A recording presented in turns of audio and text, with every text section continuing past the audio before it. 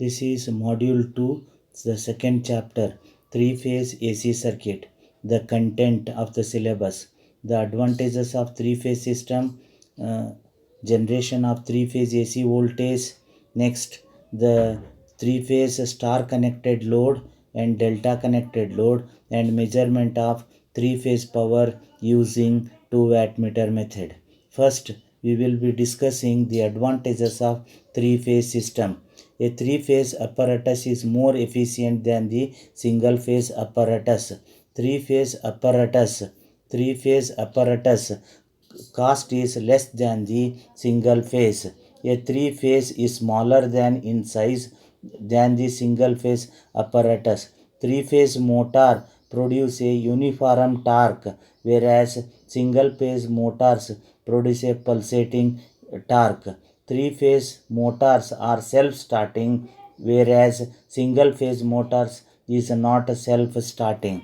Now we'll be looking to the generation of three-phase AC power. So in this, as we have seen in the single phase, in the single phase there was only one coil which is rotating in the magnetic field.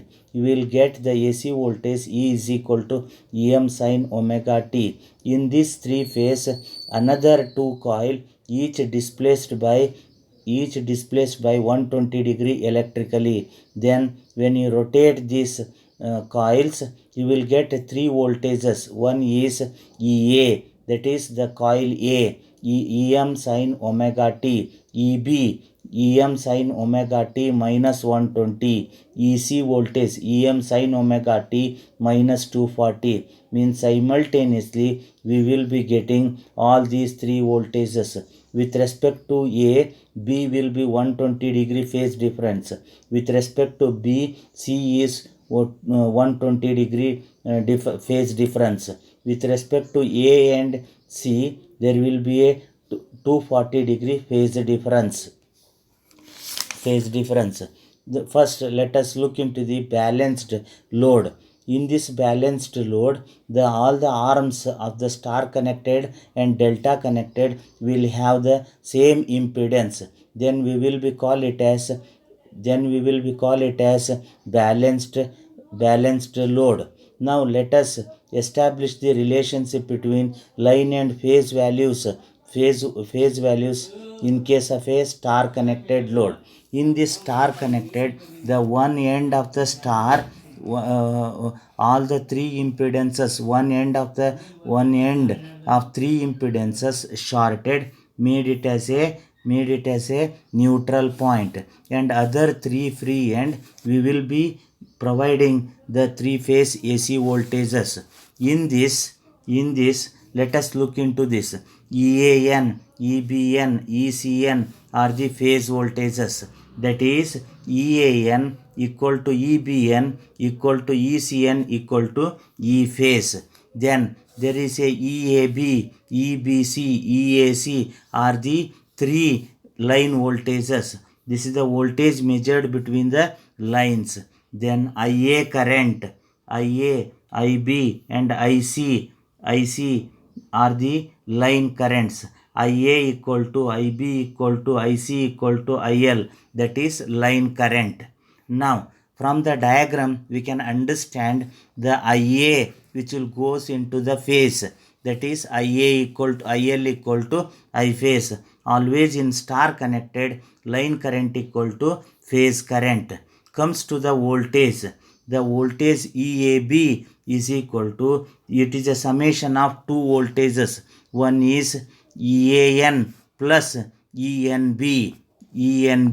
So now this is EAB is equal to EAN minus EBN. Now let us draw the vector diagram, that is EAN. The EAN, EBN, ECN draw in the clockwise direction. Each line will have 120 degree displaced. 120 degree. All this EAN, EBN and ECN are the phase voltages. Now EAB is the vector sum of EAN and EBN. So now this is minus EBN. Extend EBN in the other direction, in the opposite direction, then it will become the minus EBN. Draw the parallelogram between minus EBN and EAN. Then complete that complete the diagram. Then EAB is the line voltage. So now EAB is equal to, that is OB is equal to 2 times of OC. 2 into, then OC is equal to EAN into cos 30. 2 into EAN into cos 30 will be root 3 by 2. EAB is equal to root 3 into EAN. EAB is the line voltage EL, that is equal to root 3 into E phase. Then 3 phase power equal to 3 into each phase power, that is P is equal to 3 into E phase I phase into cos phi is 3 into, so what is E phase? That is EL by root 3. What is I phase? IL. Cos phi will be as it is. Now root 3 into root 3, then EL by root 3, EL cos phi. P is equal to root 3 EL IL cos phi. Power you can express in two ways, either in terms of phase value or in terms of line values. If you are using the phase value, then power will be 3 into E phase into I phase into cos phi. If you are using the line value, P is equal to root 3 EL IL cos phi.